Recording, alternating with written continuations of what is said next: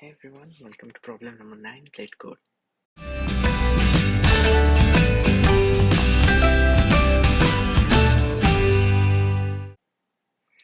Okay, so the problem number 9 is palindrome number. Given an integer x, return true if x is palindrome and false otherwise. Well, palindrome is pretty self-explanatory. If we read it from left to right, it has to match with whatever it is from right to left.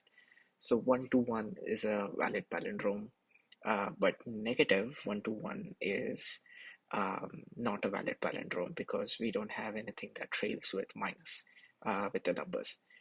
It's easily doable when we when we convert the number into string. And but let's go through the constraints. Let's see what do we have. So x could go from negative maximum of the integer to the positive max of the integer. Well, examples are pretty self-explanatory. The way I would code about this is, so if x is less than 0, we got to return false because nothing ever is going to be palindrome if it is a negative of an integer. So also if x is 0, we would return true, else we would return the str of x equals str of x or traverse from the right. This is a Pythonic way of traversing string from right to left. Pretty handy. Yeah, just good to know. Okay, passes all the test cases.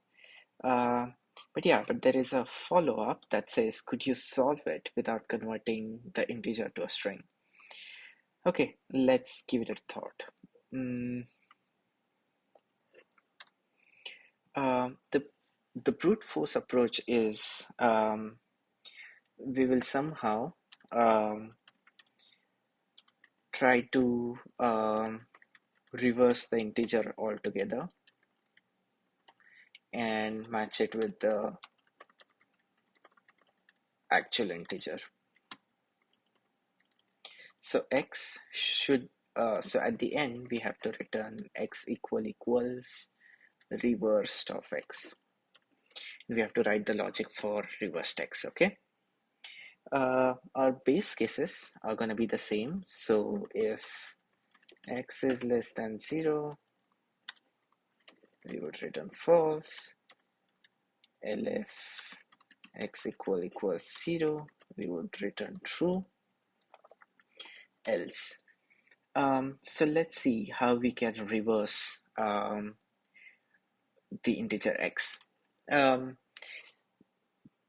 best way is to start separating out the digits. So it's a simple math of finding out the quotient and the remainder. Quotient we could find out by just dividing by x. So we have something called as a division operator, and we have a module operator in Python. So if we have to find out the quotient, then this is the Pythonic way of doing it. So we find out the quotient of the number by // that is dividing by 10, and the remainder could be found out by a module operator as these are the tricks that you keep handy in the bag. It would come handy whenever you actually code in the interview. So the way I would code about it is, let's store our original number in temporal.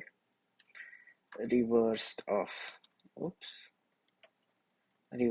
the number would be 0,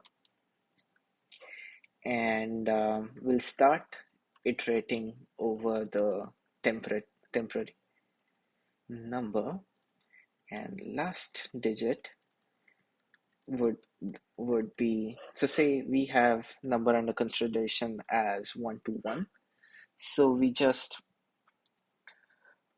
do this, then it would be the remainder after division by 10, so it would be 1.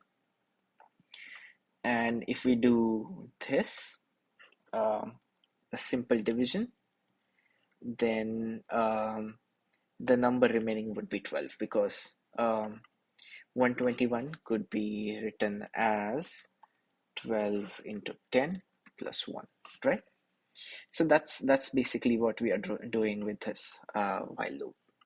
Okay, so let's do temp 10, and the reversed number is going to be reverse number into 10 plus last digit, and then the temp is going to be 10. Yeah, pretty self-explanatory. So for the first iteration, we have 12 times 10 plus 1.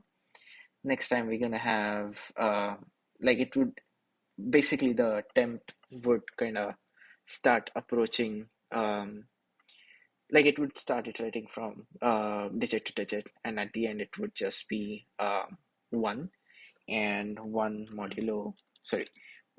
division by 10 would be 0, right? And once we have the reversed uh, number, we would just return x equals this reversed number. Let's see. Yeah, solves all the test cases. Submit. Perfect. Thank you so very much for tuning in. Let's tackle more problems in upcoming videos.